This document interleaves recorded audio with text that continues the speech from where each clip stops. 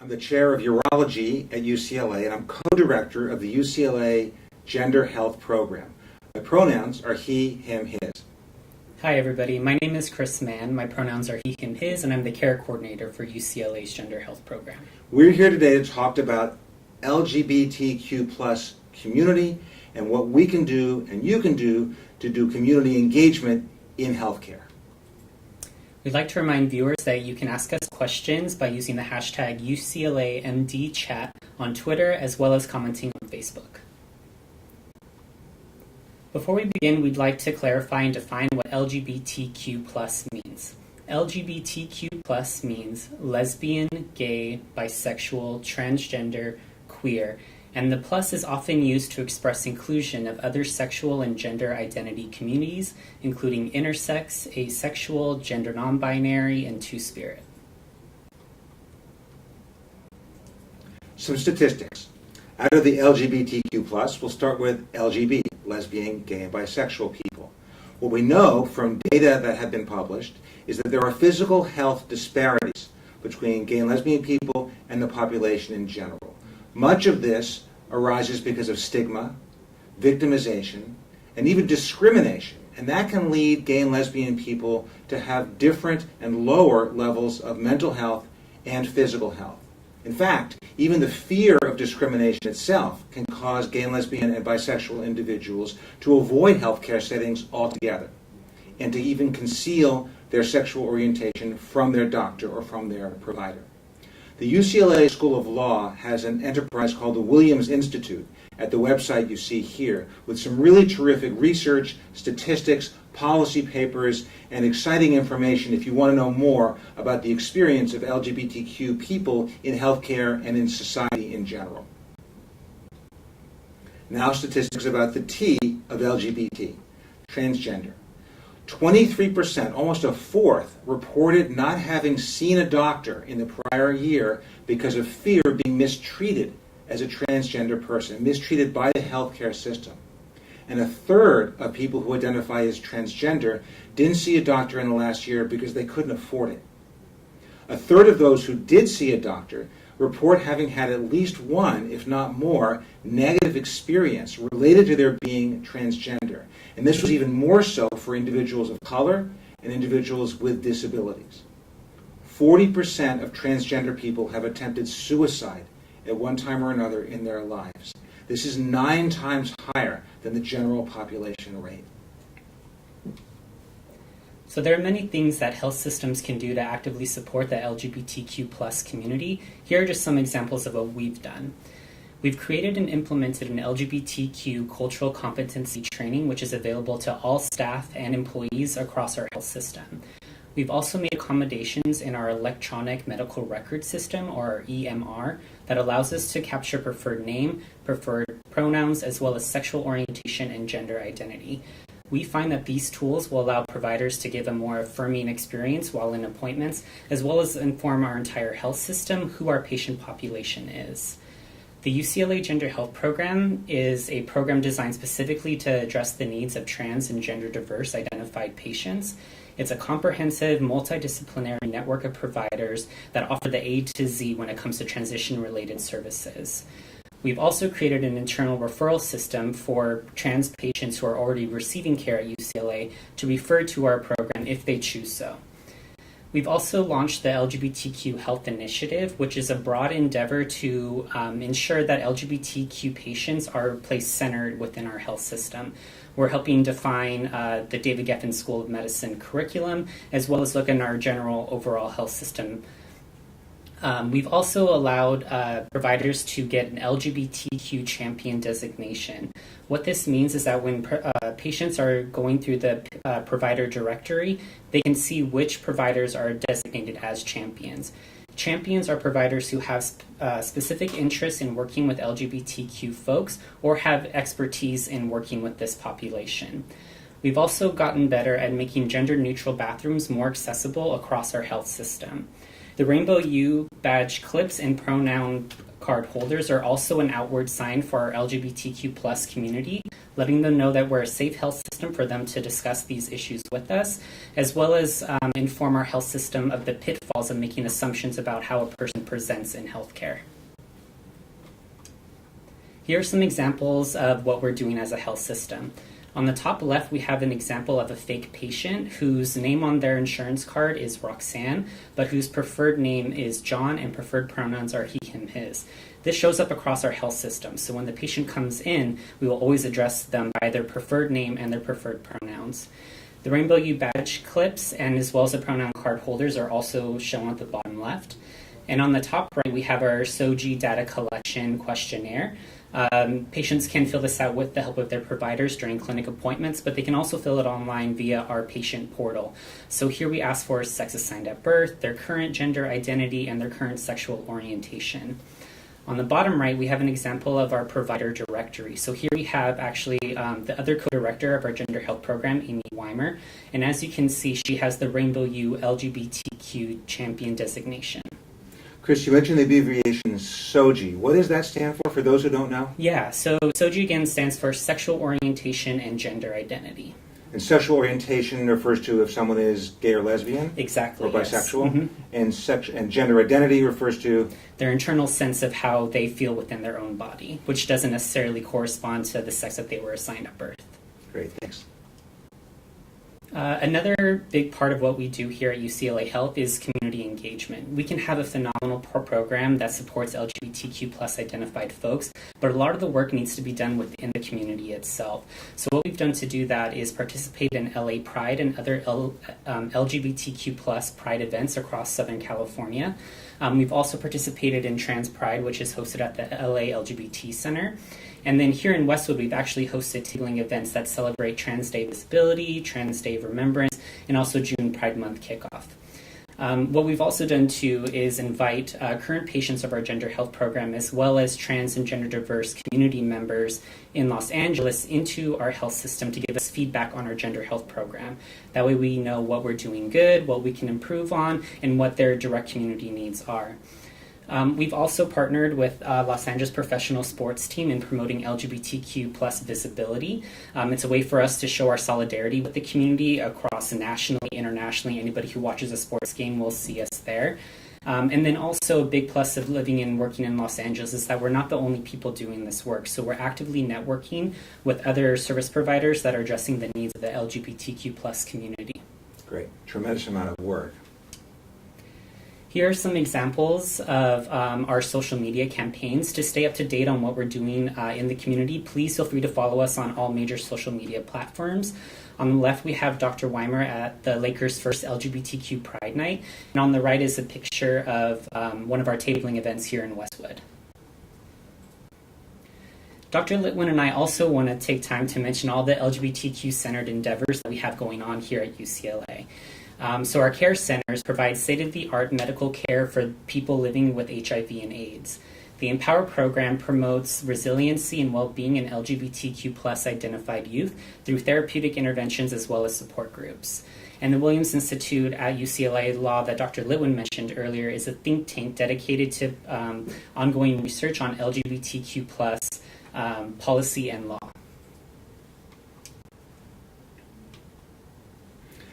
Now, a bit about the UCLA Gender Health Program. A few years ago, a number of us who were involved in providing health care for different aspects of the transgender experience came together to form what we now call the UCLA Gender Health Program. You can find us online under that name, and what you'll see there is examples of the really broad array of resources that we have put together. Of course, physicians form the core of the services that we provide, and this includes everything from primary care to behavioral health, urology, plastic surgery, head and neck surgery, dermatology, vocal coaching. What am I missing? OBGYN, fertility services, too many to even remember all at once. And then, of course, there are paraprofessional services built around that, as well as a bit of research that we are doing with the partnership of the community as well.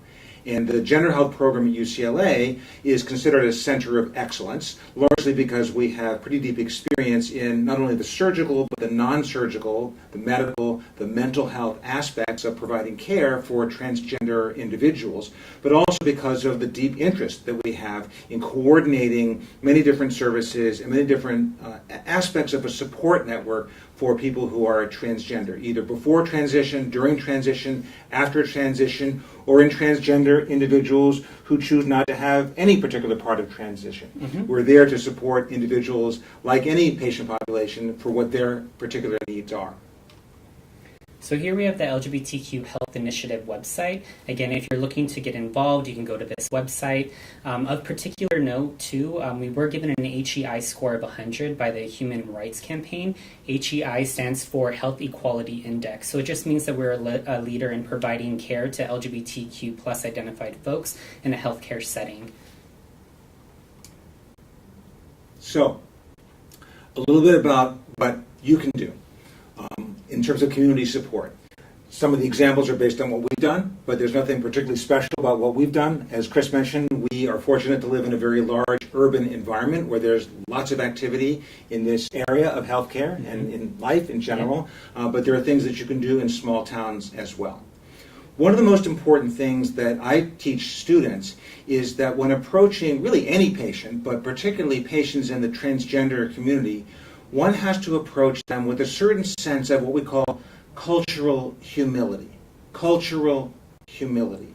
What that means, really, is that I, as a physician who is cisgender, can never really fully understand the experience of what someone who is transgender has gone through in their life, or is going through, or may go through in the future.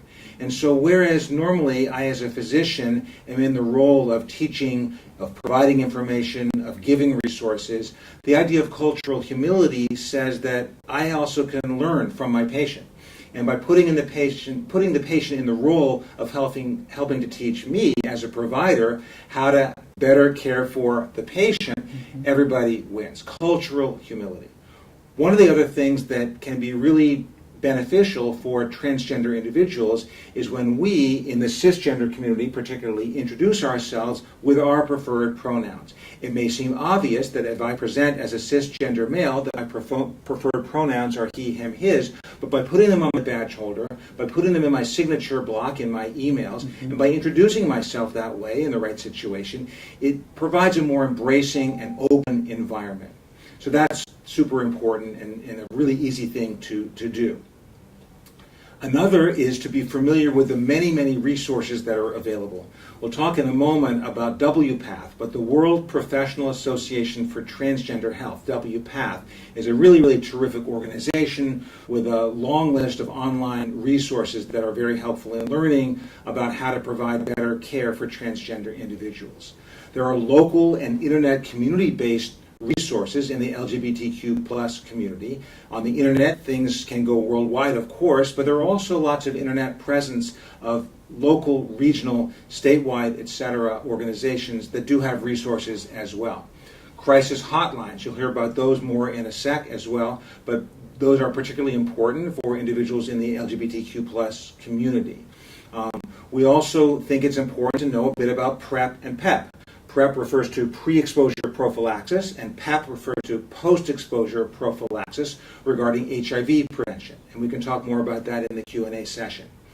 It's important also not just to do a big rollout of something like this, but to stay committed, to keep pedaling, to maintain interest, engagement, embracing, to stay committed to continuing LGBTQ plus education and training. There are many, many more conferences now that offer services, that offer education for doctors at the entry level, at the more advanced level as well. Advocacy groups are constantly putting out more resources and seeking involvement, particularly with healthcare. And of course, online learning, which is so popular for so many things, is a really terrific way to stay up to date on what's to be known about transgender health. You can also take a role as a patient advocate. Whether you are a physician, whether you are a nurse, a social worker, a behavioral health worker, a vocal coach, anybody in the healthcare community providing services to transgender individuals can help be an advocate. Some patients need particular written documentation for their insurance in order to access the health care. You can also empower patients themselves by giving them a little nudge to get on the phone on the 800 number and call up and advocate for themselves for their insurance benefits. And then another thing that I think is particularly important is that because of the statistic I mentioned earlier about the negative experiences that many in the LGBTQ plus community have had with healthcare, we can introduce what I might call corrective experiences, meaning a warm, embracing, positive experience for someone who's gay or lesbian or bisexual or transgender can really correct a lot of past misdeeds by other people in the healthcare community who may have either knowingly or unknowingly committed a sin in not being warm and embracing or made someone feel disempowered or even discriminated against.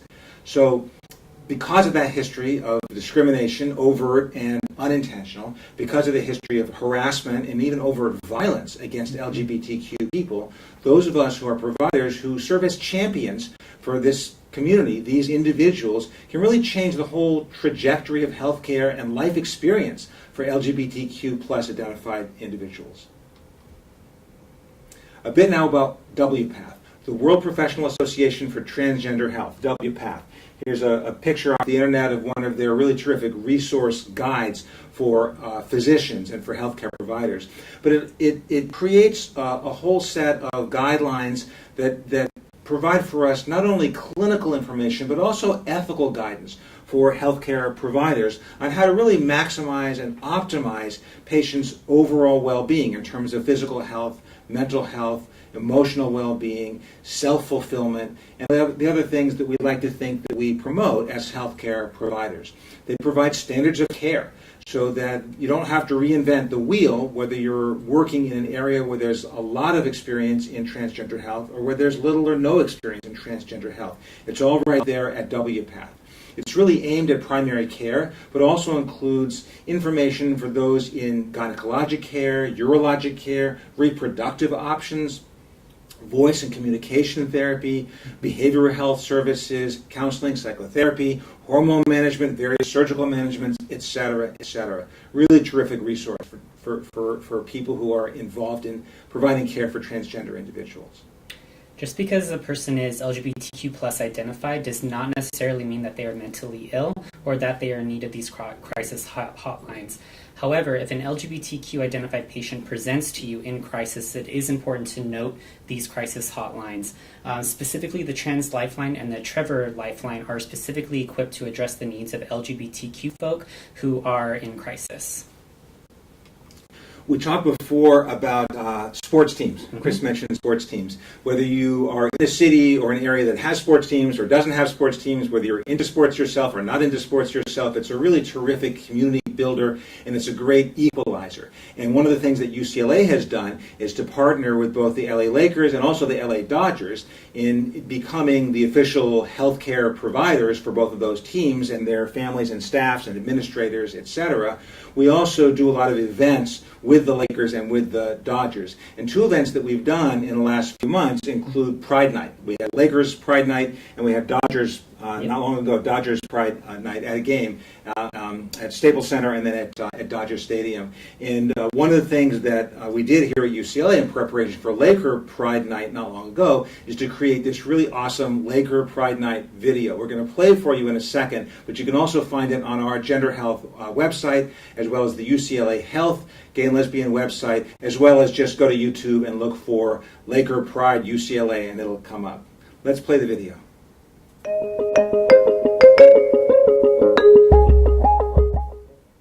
UCLA Health provides world-class care to all patients of all sexual orientations, of all genders, Of all races and religions. It is our mission To deliver compassionate, inclusive and equitable care to our LGBTQ patients and their families. because everyone deserves respect. Everyone deserves kindness. We support compassionate care. We support inclusive care. We support equitable care. We support. We support. We support. We support. We support you. UCLA Health Provides world-class care to all patients of all sexual orientations, of all genders, of all races and religions. It is our mission to deliver compassionate, inclusive, and equitable care To our LGBTQ patients and their families. Because everyone deserves respect. everyone deserves kindness. We support compassionate care. We support inclusive care. We support equitable care. We support. We support. We support. We support. We support you.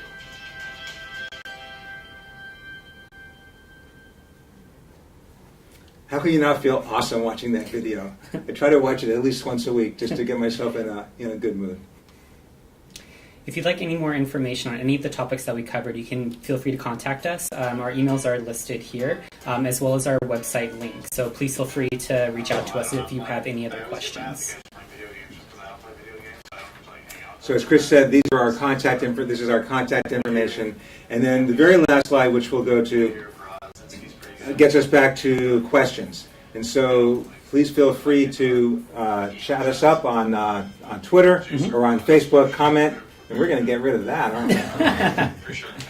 Technology, right? Thank you. Technology. The gay lesbian support services and transgender support services are even better than the level of technology that we're experiencing today. I think that's fair. So here's the email address, our website, and feel free to reach out to us on Twitter or using Facebook chat as well. Yeah, and I think we have some questions. We have some now, questions coming in actually.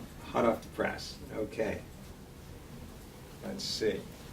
All right, excellent. Okay, all right. I have a question here from Alex. Chris, I'm going to throw this one to you. It says, I'm gay, and I'm a bearer of stroke and an HIV patient too. Thank you. Okay, I guess that's just a comment. Well, thank you, Alex. Thank you, Alex. Okay, second question.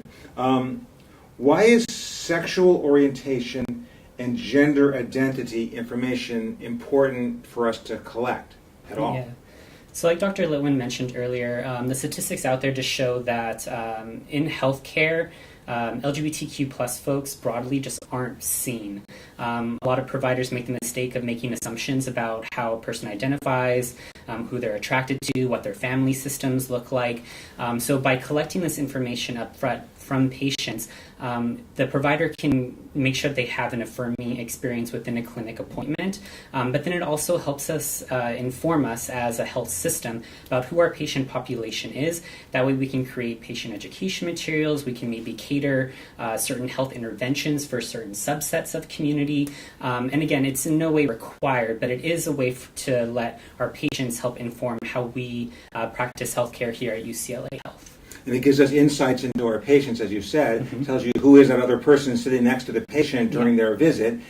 Is it a friend? Is it a spouse or a partner, etc.? Yeah. And it's maybe not unlike asking someone about their kids or their work or where they're from or what languages they speak. Exactly, and it also can help too with cancer screenings as well, right? So by knowing kind of what the sex assigned at birth was and how their gender identity is, providers can advocate with their patients to go get those cancer screenings. Although they can be somewhat dysphoric, they are needed for overall health. So there's ways to navigate that as well. It's just, again, to provide that whole comprehensive, well-rounded, informed, and affirming care. So cancer screenings. Someone who has a prostate gland may need prostate-related care regardless of how the individual identifies. Exactly. So people who have cervixes, regardless of gender, people who have prostates, those need to get checked annually or how regular, depending on your family history. But again, that just helps providers know a little bit more about you. Okay, great. The next question I'll take, they want to know what's the difference in PEP and PrEP. And so you hear a lot about it, PEP and PrEP. It's not exclusive to the trans community, certainly. Or LGBTQ plus. Or to the LGBTQ plus community exclusively. But although HIV is still common, and AIDS is still not a curable disease. It is highly, highly manageable as a chronic condition, and one of the really great things about the advancement of HIV science is that it is largely preventable today. And PrEP, as I mentioned before, refers to pre-exposure prophylaxis. And so it's a pill that people take once a day that is almost 100% effective at preventing seroconversion from HIV negative to HIV positive, even if exposed to an individual who is HIV positive. So pre-exposure prophylaxis, or PrEP. But it has to be taken every day, and it has to be administered with certain monitoring that are done usually in a primary care setting. PEP, which refers to post-exposure prophylaxis, is medication also that is given after a high-risk exposure if the patient or the individual wasn't on PrEP, and it's also very, very highly effective at preventing a seroconversion even after having had a high-risk exposure. That's PEP and PrEP. That's a really, really nutshell version. There's a lot that's written about them, so check it out online or whatever your medical resources are. Okay, Chris, next question. The questioner wants to know about the Q in LGBTQ+. Yeah. And the questioner says, isn't queer kind of a derogatory term, and what's the deal with that? Yeah, so not necessarily. A lot of LGBTQ+ or queer identified people actually use that term with pride, as they feel it accurately captures their experience. For others, though, it's still negatively charged. So when in doubt, just follow your patient's lead. Ask them, how they identify and what terms they're comfortable with and what not. But again, it's kind of like a split. There's some people who see it as empowering, and there's others where it still holds very negative connotations. So just be mindful of that. So it's really probably more a term that someone might use to identify themselves, and not a term that I as a provider would use to identify a patient, unless I'm following the patient's lead. Of course, and it's all about context too, like with any word. It's how it's conveyed and how it's used, right? So if a patient comes in identifying as queer, honor that. That's their patient experience. But if someone says, that word's very triggering for me, honor that as well. Great, very helpful, thank you. Next question. What are some things that my organization can do to start supporting trans and gender diverse individuals? Yeah, so just a couple of things. There's a lot. The first I would recommend is hire trans folks. If you're looking to support the community, invite them in. Create either opportunities for them or just make it really accessible for them.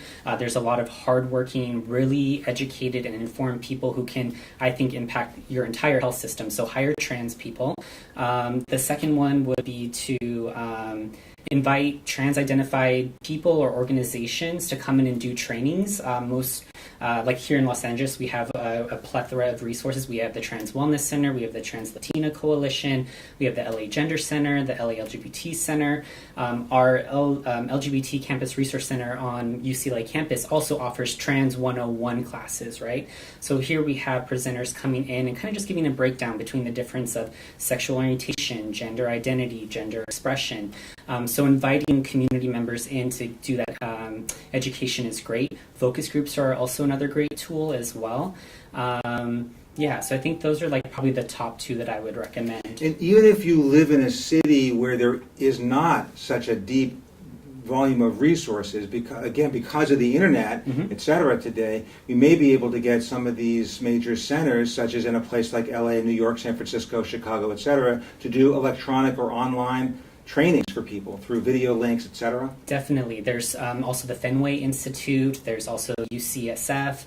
They've got trainings that are available online for community members to go after, and one of the other things that occurred to me while you were talking about inviting trans people to be part of patient representatives in organizations is that many of us, at a place like the UCLA, we have a lot of photographers and videographers who can photograph our actual patients for our marketing materials and our websites. But many places don't have that resource, and so they use clip art off the internet of sort of a typical middle-aged, male, female, child, adult, etc. patient. And there is now a repository of clip art faces of transgender folks. Is that right? Oh yeah, totally. I mean, again, also clinic spaces, right? Make it more welcoming. Put a trans pride flag and a cup holder on a desk. That sends such a visible cue to the community, right?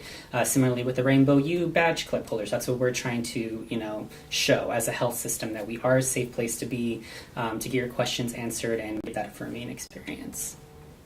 Well, thank you very much for joining us for the last few minutes to hear about LGBTQ plus and what you can do to make your organization more engaging, more embracing, more warm and welcoming, and ultimately help heal humankind one patient at a time. Thank you so much.